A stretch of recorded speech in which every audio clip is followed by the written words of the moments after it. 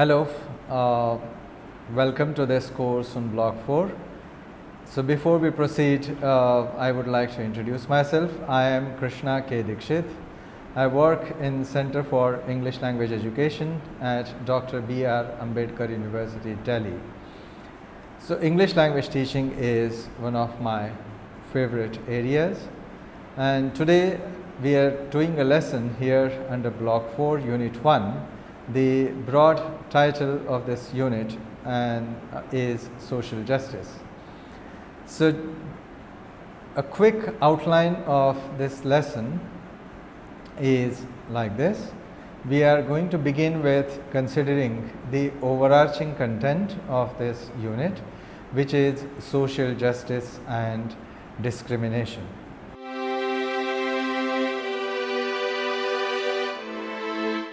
So then we are going to look at language specific topics. Especially we are going to do an activity on reading, and then we are going to consider phrases and idioms, which are one of the building blocks for effective language usage. And lastly, we are going to do an activity on listening. So without much ado, let us quickly begin this unit. So the first task for you, this is a reflective task.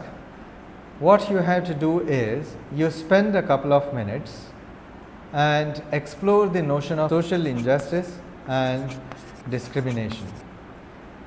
Two prompts for you to consider. What do you think about this society? Is it equal or unequal? And if you have made up your mind, so what you have to do is make a list of at least 5 incidents showing social injustice. So I pause for a minute or so.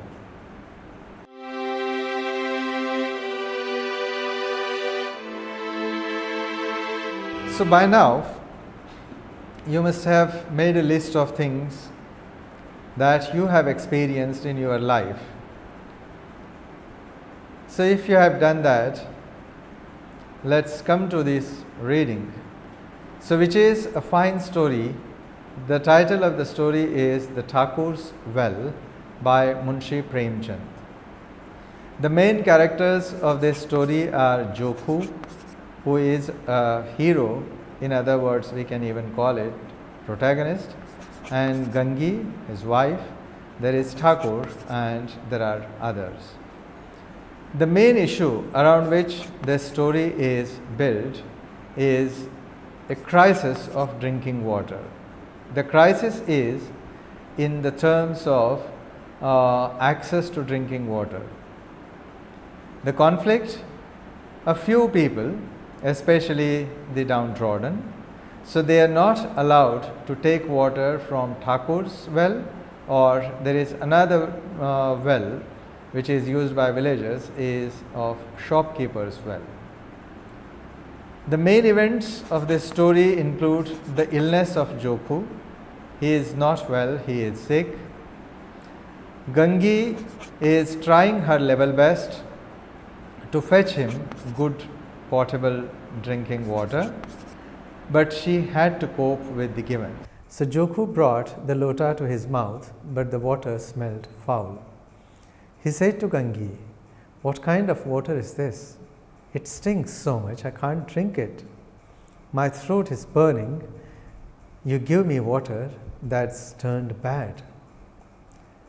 So listening to this reaction, so Gangi says that she has given the water which was readily available to her.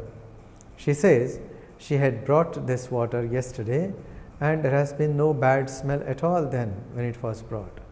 How could it be there now? But the water is not good. So as we proceed through this story, we come to know that these people, especially the communities from which Jokhu and Gangi are coming, so they are not allowed to take water from Thakur's well. So Jokhu, who had been sick for several days, held back his thirst for a little while. Then he said, I am so thirsty, I can't stand it. He is this poor soul, this poor fellow. He is not well, he is sick. He wants water, he is begging for water. Bring me water. I'll hold my nose and drink a little.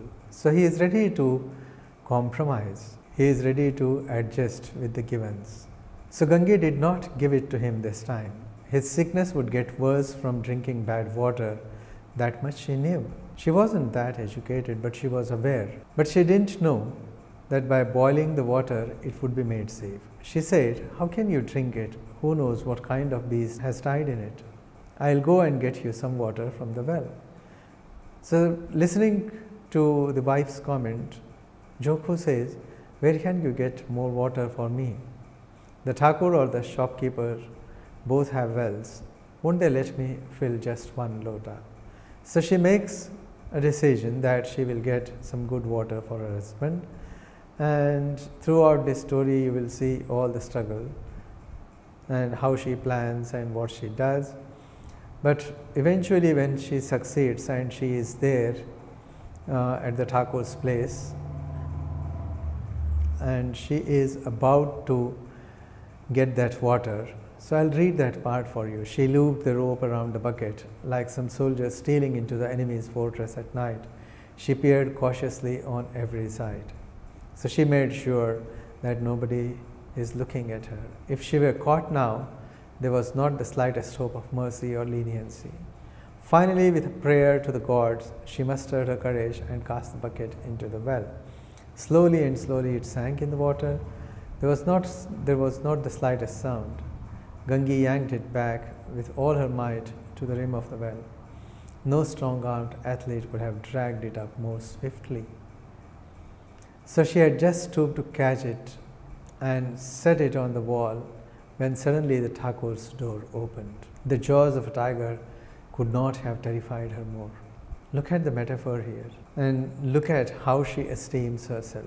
The rope escaped from her hand. With a crash, the bucket fell into the water, the rope after it, and for a few seconds there were sounds of splashing. And Thakur was yelling, "Who is there? Who is there?" The Thakur came towards the well, and Gange jumped from the platform and ran away as fast as she could to save her life. So when she reached home, Jokhu, with the lota at his mouth, was drinking that filthy, stinking water. So what do we see here? We see that social injustice is caused by harboring prejudices based on caste, creed, color, and gender. In this story, probably it looks like an issue of caste. And look at the language. We know that language constructs social realities. Look at the words that are used to describe the people. Expressions like dishonest, corrupt, innocent, rotten, kind, high-handed, cruel, powerful, etc. So these are the terms which are used. You can classify them, which terms are used for which characters in this story. And there is a layered level of discrimination you can see here. One is Jokhu and Gange and people from her community are not allowed to access water from Thakur or shopkeepers' well. So this is one. Second, they being women. Now here Gange being women, so she has to suffer another layer of discrimination from the males. Just to present you the quick outline of the story, so we are shown that at the beginning, Jokhu is ill and he is asking for water. Gange brings him a glass of water, but that is stinking, that is filthy water. So he can't drink it, he can't consume it. He asks her, where did she get that water? And she knows the quality of water, but she decides that just to help her husband and bring him back to good health, so she takes a decision that she will fetch water from Thakur's well. So she goes there during the evening hours when everybody has left the place. So she brings all her courage. So she pulls a pot of water from the well, but somehow, as she was about to get that pot, so Thakur's door is opened and it's probably Thakur who shouts, "Who is there?"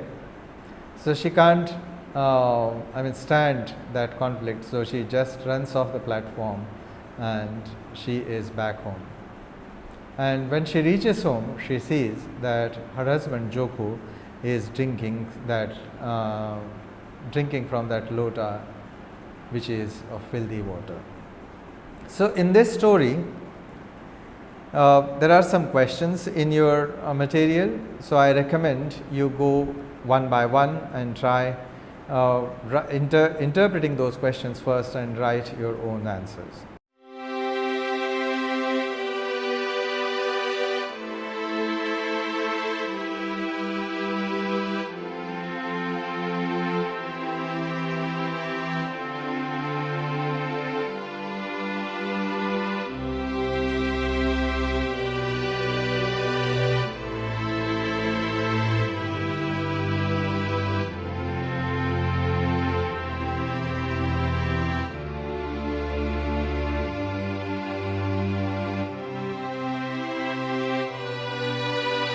Once you are done, so let's look at phrases. So phrases is one of the building blocks of language. So this is next to words. In simple words, a phrase is a small group of words standing together as a conceptual unit, typically forming a component of a clause. Examples: it will reach in 3 weeks. So the underlined 3 words, in 3 weeks. So this chunk, this cluster of words is called phrase. Then you have this second example: the forest was in full bloom. So in full bloom is a phrase. I must put my affairs in order. So in order is a phrase. I recommend you go through this story, the Thakur's Well, again and underlined as many phrases as you come across.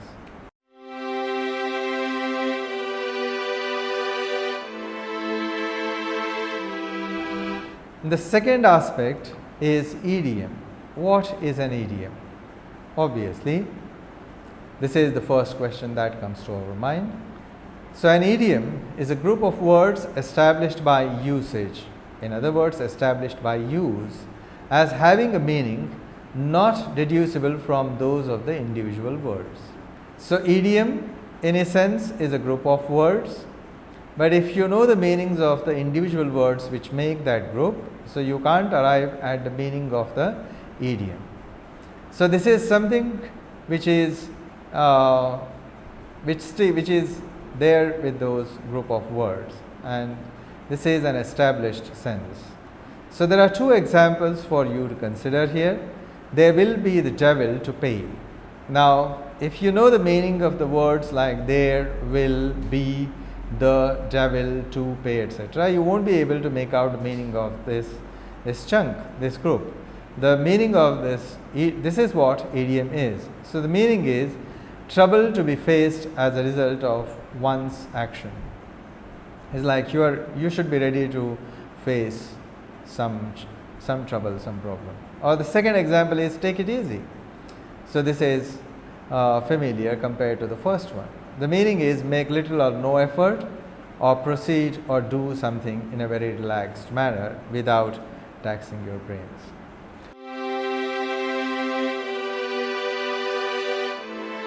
We are going to do the listening task.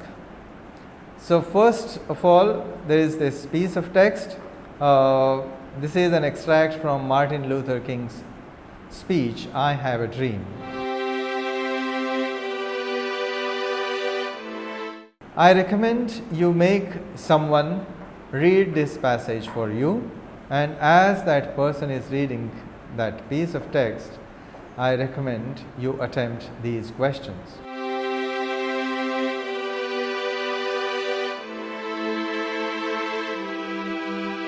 So we are looking at the last segment, last activity of this lesson, which is listening.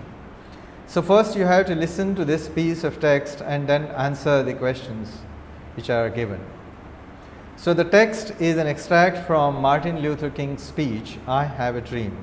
August 28, 1963 marked the commemoration of 100th anniversary of the abolition of slavery in the United States of America. Martin Luther King, a loved and respected leader of the blacks, joined a procession of over 200,000 whites and blacks. They stood before the great white pillars of the Lincoln Memorial. It looked as if the huge seated figure of Abraham Lincoln, the advocate of freedom, was listening to their plea for civil rights. Martin Luther King began by speaking of the promise of equality as a bad debt that the government had yet to settle. The crowd hung on his words. He knew that he was speaking for them as well as to them. Then came the greatest speech of the civil rights movement. So here you have that extract. So I am reading it for you. So first of all, you have to listen to this extract carefully, and then you have these 3 questions here. So you have to attempt these questions. Okay? So first I'll read out this piece of text for you. King said, "I say to you today, my friends, that in spite of the difficulties and the frustrations of the moment, I still have a dream. I have a dream that one day this nation will rise up and live out the true meaning of its creed. We hold these truths to be self-evident, that all men are created equal. I have a dream that one day on the red hills of Georgia, the sons of former slaves and the sons of former slave owners will be able to sit down together at the table of brotherhood. I have a dream that my little children will live in a nation where they will not be marked by the color of their skin, but by the content of their character. And if America is to be a great nation, this must become true. So let freedom ring from the prodigious hilltops of New Hampshire. Let freedom ring from the mighty mountains of New York. But not only that, let freedom ring from every hill and molehill of Mississippi. When we let freedom ring from every town and every hamlet, from every state and every city, we will be able to speed up that day when all God's children, black men and white men, Jews and Gentiles, Protestants and Catholics, will be able to join hands and sing in the words of that old Negro spiritual, free at last, free at last. Thank God Almighty, we are free at last. Now here you have these 3 questions. What had the government not given to the blacks? So there are 3 responses